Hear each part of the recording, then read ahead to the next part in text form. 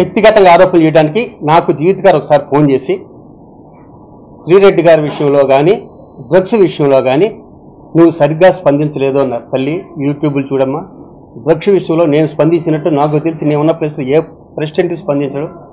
ఇదే కేబీఆర్ దగ్గర మన ఇండియన్ వైస్ ప్రెసిడెంట్ వెంకయ్యనాయుడు గారిని తీసుకొచ్చి ఆ రోజు ఎంతో పెద్ద ఎత్తున చేశాం. ఆ రోజు రెండోది ఏంటంటే వాళ్ళు బ్రదరే డ్రగ్స్ అమ్ముతుంటే ఇక్కడ పట్టుకున్నారని నేను పేపర్లో చూశాను, టీవీలో చూశారు. వాళ్ళు బ్రదర్ అమ్ముతుంటే మరి అమ్మేడలు నేనైతే చూడలే, నేను పేపర్లో చూసి న్యూస్ చెప్తాను. ఒక వ్యక్తి లేని వ్యక్తి గురించి అసలు మాట్లాడకూడదు, పాపం కూడా. అలా నా జీవిత గారి బ్రదర్లో డ్రగ్స్ అమ్ముతుంటే చెక్ పోస్ట్లో దొరికాడని పట్టుకున్నట్టు పేపర్లో వచ్చింది, టీవీలో వచ్చింది. దానికి నేనేం స్పందిస్తా? పోలీసుల దగ్గర నేను తీసుకురాగల హక్కు నాకు ఉంటుందా? దాన్ని అదే శ్రీరెడ్డి గారి విషయం ఇవ్వద్దని కామ్గా ఉండడానికి ఇవ్వద్దని జనరల్ సెక్రటరీ గారు చెప్పారు. మెంబర్షిప్ ఇవ్వద్దు అనుకున్నాం. ఇంకో చోట నుంచి పెద్ద నుంచి ఎమ్మాని వచ్చింది. నా ప్లేస్లో మీరుంటే మీరు ఏం చేస్తారు చెప్పండి. పోయి ఒక అవతల నుంచి అడిగింది ఒక అమ్మాయి, ఇమ్మని ఒకరు చెప్తారు, ఇస్తే రాజీనామా చేస్తామని ఒకరు చెప్తారు, ఇవ్వకపోతే ఊరుకోమని ఇంకొకరు చెప్తారు.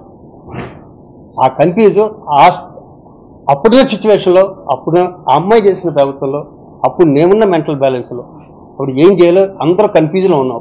ఆ జరిగిన పొరపాటు నాకు జీవిత గారు చెప్పడం అంటే ఆ రెండు నన్ను మనక్షోభానికి గురి చేసినాయి కాబట్టి నేను ప్రెసిడెంట్గా నింపుకుందాం అనుకుంటున్నాను అన్నారు. మరి ఈ వ్యక్తికి స్త్రీల మీద అంత గౌరవం ఉండి జనరల్ సెక్రటరీ ఆమెనే ప్రెసిడెంట్గా చేయొచ్చుగా. నరేష్ గారు జీవిత గారినే చేయొచ్చుగా ప్రెసిడెంట్. మేము అందరం తప్పుకునే వాళ్ళం డెఫినెట్గా.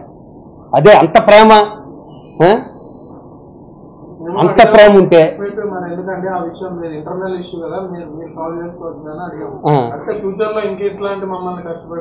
ఆయనతో నువ్వు ఒక ప్రశ్న వేస్తే తప్ప వేరే అన్ని సమాధానాలు వస్తాయమ్మా.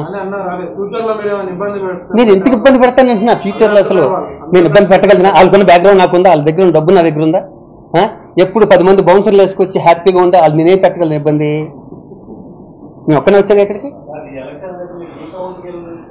అబ్బాయి చిచ్చి అమ్మ 60 ఓట్లతో ఓడిపోయిన రీకౌంట్ 1 ఓటు 2 ఓట్లు వెళ్తాడు కదా సిల్లి అమ్మాయిని. 1 ఓటు 2 ఓట్లు ఓడిపోయిన రీకౌంట్ పెడతారు కానీ ఏమన్నా తేడా వచ్చినాయేమోనని. ఏదమ్మా అదే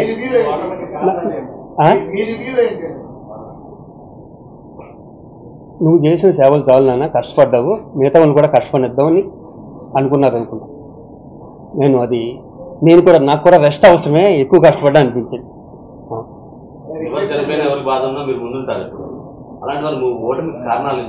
అంటే చనిపోయినాడు వచ్చి ఓటేడు కదమ్మా. అదే ఎక్కువ సేవ చేస్తేనేమో ఎక్కువ సరే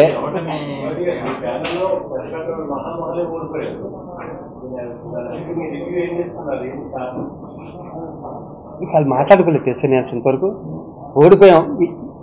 ఇంతకుముందు పెద్ద పెద్దల మీద తగ్గాను, చాలా పెద్ద పెద్దల మీద. అప్పుడు నేను తలాగరేలా